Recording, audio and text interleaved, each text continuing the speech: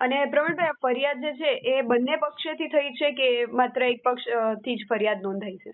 સૌથી પહેલી તો એ જ અસમાનતા વાળી વાત છે કે જ્યારે એક ધારાસભ્ય લેવલનો વ્યક્તિ પોતે ફરિયાદ કરવા જાય છે, એમની ફરિયાદ માત્ર ને માત્ર એક અરજીના સ્વરૂપમાં લઈ લેવામાં આવે, એમની એફઆઈઆર ન લેવામાં આવે અને એમને ત્યારે ને ત્યારે અટક કરી લેવામાં આવે. અને એ અટક કયા આધાર ઉપર? કોઈ આધાર નતો. 6 વાગે તમે ફરિયાદ કરી છે અને તમે 12:30 1 વાગે તો અટક કરી લીધી છે. બપોરના ટાઈમે તો તમે અટક કરી છે. ફરિયાદ તમારી જે છે 6 વાગે નોંધાણી છે, એટલે એમને અટક કરી લેવામાં આવે. સામા પક્ષે ધારાસભ્યએ જે અરજી આપી એના ઉપર કોઈ ફરિયાદ થતી નથી. હવે એ સાચું છે કે ખોટું છે પોલીસે થોડું નક્કી કરવાનું છે. ધારાસભ્યએ અરજી આપી છે તો એફઆઈઆર થવી જોઈએ, પછી એ તપાસનો વિષય છે. તો શું કામ પોલીસે જે બીજેપી ના જે પણ નેતાઓની વિરુદ્ધમાં ફરિયાદ અરજી થઈ છે, ધારાસભ્યએ ફરિયાદ આપી, એમની શા માટે એફઆઈઆર ન થઈ? શા માટે માત્ર ને માત્ર અરજી રહી?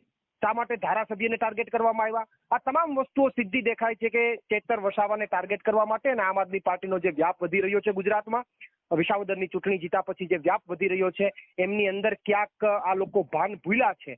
શું કરવું શું ન કરવું ખબર નથી પડતી, પણ હવે સ્ટેપ લેવાઈ ગયા પછી હવે એને એવી ખબર પડે છે કે આ તો ખોટું થઈ ગયું. એમના ઉપરના આકાઓએ પણ ફોન કરીને કીધું હશે કે તમે આ કયો ધંધો આદરો છો, તમે તો આ સામેવાળાને મજબૂત કરી રહ્યા છો. પણ હવે એમને ખબર નથી પડી રહી કે શું કરવું જોઈએ અને શું ન કરવું જોઈએ.